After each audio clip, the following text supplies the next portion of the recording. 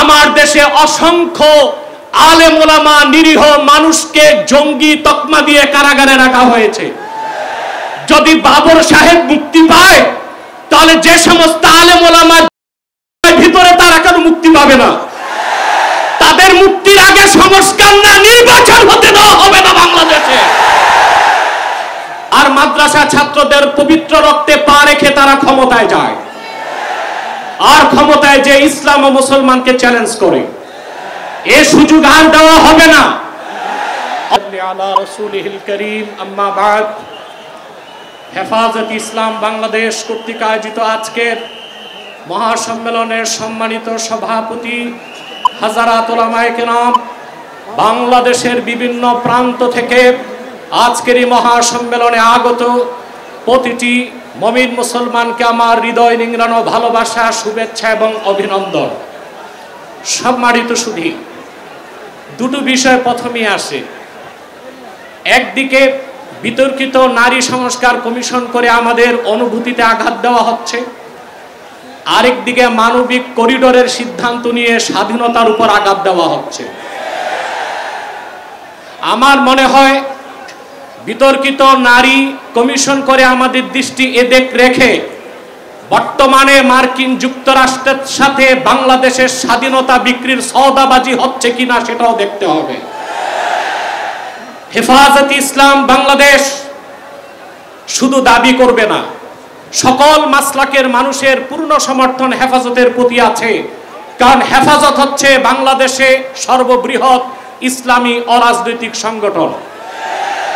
আজ আমি এই জনতার পক্ষ থেকে, বাংলাদেশের কোটি কোটি মুসলমানের পক্ষ থেকে হেফাজতের সম্মানিত আমিরের কাছে বলবো, হেফাজত রাজনীতিতে যাবে না, কিন্তু রাজনীতি নিয়ন্ত্রণ করতে হবে।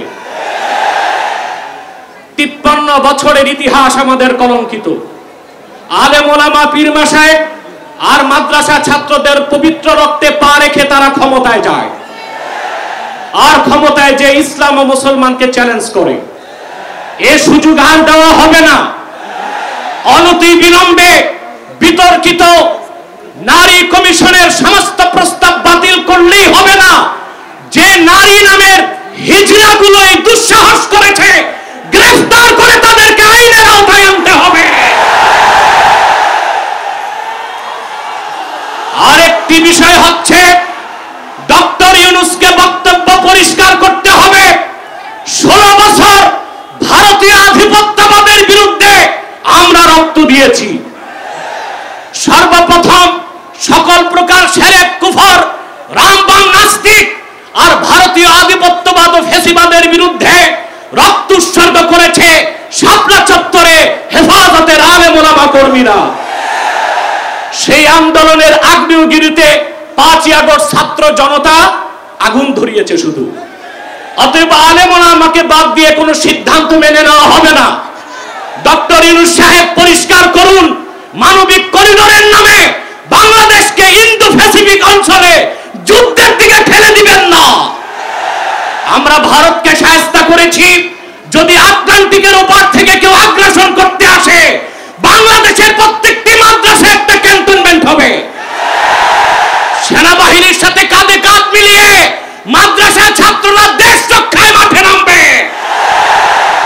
আগ্রাসী শক্তিকে বলে দিচ্ছি, আমার দেশের সবুজ লাল পতাকার দিকে যে চোখ তুলবে তার চোখ উপড়ে দেওয়া হবে। আমার বাংলার কোন 1 ইঞ্চি মাটিতে আগ্রাসনের থাবা বসালে সেই কালো হাত ভেঙে দেওয়া হবে। বিদায় লগ্নে আরো 3টি দাবি আমাদের পক্ষ থেকে। ব্লাসফেমি আইন করতে হবে, freedom of expression, freedom of speech. আমার দেশে অসংখ্য আলেম ওলামা নিরীহ মানুষকে জঙ্গি তকমা দিয়ে কারাগারে রাখা হয়েছে। যদি বাবর সাহেব মুক্তি পায় তাহলে যে সমস্ত আলেম ওলামা ভিতরে তারা কেন মুক্তি পাবে না? তাদের মুক্তির আগে সংস্কার না নির্বাচন হতে দেওয়া হবে না বাংলাদেশে। আমার 7ম দাবি, হেফাজতের পক্ষেই বাংলাদেশের সমস্ত মাসলাককে এক প্ল্যাটফর্মে আনা সম্ভব একটি দাবি আদায়ের লক্ষ্যে। সেটা হচ্ছে বাংলাদেশে কাদিয়ানীদেরকে অবশ্যই অমুসলিম ঘোষণা করতে হবে।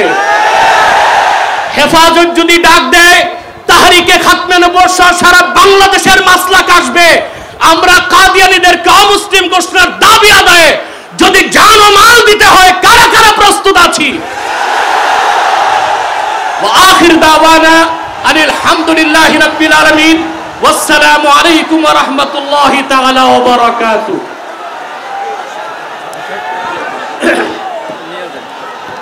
সংগ্রামী জনতা, এবার বক্তব্য রাখবেন কেন্দ্রীয় নায়েব আমির হযরত মাওলানা খালিদ সাইফুল্লাহ সাদিক।